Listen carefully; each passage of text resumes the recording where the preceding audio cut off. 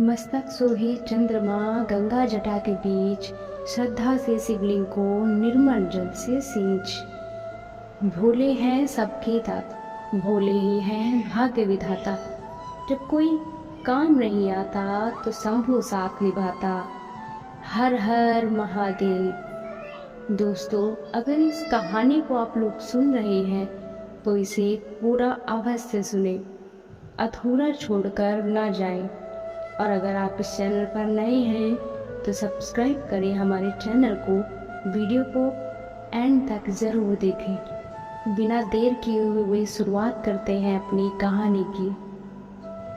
सिग्गी बनी रहे आप पर छाया, पनटते जो आपकी किस्मत की काया। मिले आपको वो सब इस जिंदगी में जो कभी किसी ने भी न पाया। एक चिड़िया जंगल में एक पेड़ पर रहती थी। जंगल बिल्कुल सूखा हुआ था, न घास न पेड़ न फल न फूल, कुछ भी नहीं था। जिस वृक्ष पर चिड़िया रहती थी उस पर भी सिर्फ सूखी टहनियाँ थीं, पत्ते भी नहीं। चिड़िया वहीं रहकर हर समय शंकर भगवान का जाप करती और गुणगान करती रहती। एक बार नारद जी जंगल में होकर जा रहे थे। चिड़िया ने देख लिया, तुरंत आकर बोली, नारद जी आप कहाँ जा रहे हैं? नारद ने कहा, शंकर जी के पास जा रहा हूँ। चिड़िया ने कहा, भगवान शंकर मेरा बड़ा ध्यान रखते हैं। मेरे सूखे जंगल के बारे में उन्हें पता नहीं है। शायद कृपया उनसे कह दीजिए मेरे जंगल को हरा भरा कर दे। नारद जी शंकर जी के पास जाकर चिड़िया के जंगल की बात शंकर जी से कही। नारद के कई बार कहने पर भी शंकर जी ने कहा, मैं इसमें कुछ नहीं कर सकता। चिड़िया के भाग्य में 7 जन्म ऐसे ही सूखे जंगल में रहना लिखा है। नारद जी बेबस हो गए और कुछ ना बोल पाए। कुछ समय बाद नारद जी फिर वहां से निकले तो देखा जंगल बिल्कुल बदला हुआ है। जंगल हरा भरा हो रखा है, अच्छी घास लगी हुई है, बहुत सारे फूल खिले हुए हैं, हर पेड़ पे देखा फल लगे हुए हैं। चिड़िया बहुत खुश थी। चिड़िया का पेड़ फूलों और फलों से लदा था। चिड़िया इतनी प्रसन्न थी और प्रेम मग्न होकर पेड़ पर नाच रही थी।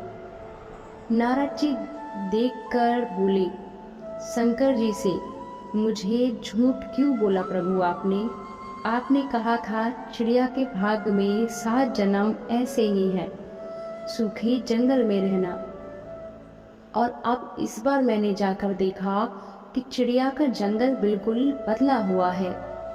हर पेड़ पर फल फूल लदे हुए हैं, आसपास घास उगी हुई है, इतना हरा भरा जंगल हो रखा है। चिड़िया भी प्रेम मग्न होकर नाच रही है।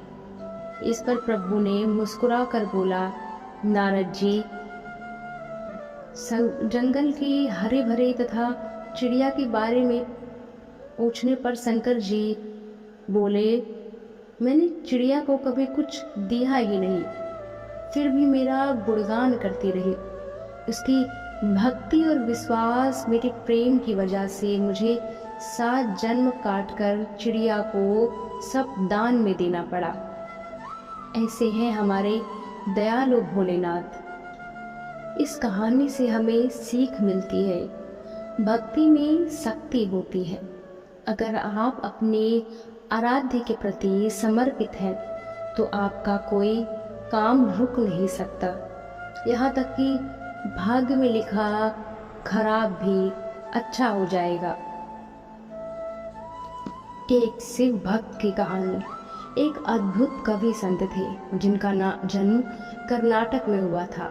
उनका नाम दासी मैया। वह इतने अच्छे बनकर थे कि उन्होंने एक बार बहुत महीन और बहुत सुंदर पगड़ी का कपड़ा बनाना शुरू किया। बुनते बुनते उनका पूरा 1 महीना लग गया। आखिर उन्होंने वह कपड़ा बुन ही लिया, और क्योंकि उनकी कमाई भी इससे ही होती थी फिर एक दिन वह उसे बेचने के लिए बाजार ले गए। वह कपड़ा इतना सुंदर था, किसी ने उस कपड़े की कीमत नहीं पूछी। सभी को लगा ये कपड़ा बहुत महंगा है। फिर वह अपने कपड़े के साथ वापस आ रहे थे।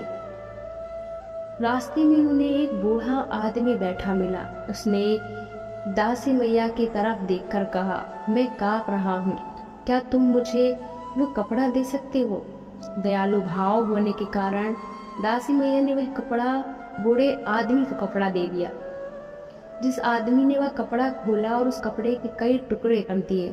एक टुकड़ा उसने अपने सिर पर बांध लिया, दूसरा अपने छाती पर और 2 टुकड़े अपने पैरों और हाथों पर बांधकर बैठ गया।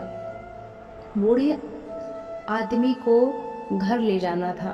दासी मैया बस ये देखते रहे।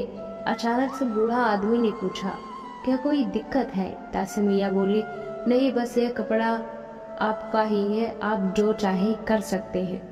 फिर दासी मैया उस बूढ़े आदमी को अपने घर खाने खिलाने के लिए ले गए, लेकिन घर पर खाने के लिए कुछ नहीं था। अतिथि को देखकर उनकी पत्नी बोली, घर में इतना खाना भी नहीं कि आप खा सकें और आप एक मेहमान साथ ले आए। दासी मैया फिर परेशान होकर कहा, चलो मेरा छोड़ो घर, मैं भी तिल फूल हूँ, उसे बनाकर ले आओ। तो फिर क्या था, अपने भक्त को ज्यादा देर असमंजस में पड़ा नहीं देख पाए। वह बूढ़ा आदमी और कोई नहीं, वह भगवान शिव थे। वह दासी मैया की हालत देख अपने वास्तविक रूप में आ गए। फिर भगवान शिव एक मुट्ठी चावल उनके अनाज के बर्तन में डाल दिया। वह बर्तन अक्षय बन गया, भाव की जिसका कभी अंत ना हो। उस बर्तन में फिर कभी भी अनाज खत्म नहीं हुआ, यानी वह कभी खाली ही नहीं हुआ। दासी मैया और उनकी पत्नी ने उस बर्तन को बहुत से लोगों की मदद, यानी बहुत से भूखों को खाना खिलाया और स्वयं भी उसी से भोजन पाया करते थे। यहाँ तो दासी मैया की कथा, उनकी भक्ति, कविताएं और उनकी अनुपस्थिति ने कई लोगों को रूपांतरित किया और कई लोगों के हृदय परिवर्तित किया। इस वजह से लोग दासी मैया को देवरा दासी मैया कहने लगे। देवरा के भावार्थ ये है कि जो ईश्वर का है।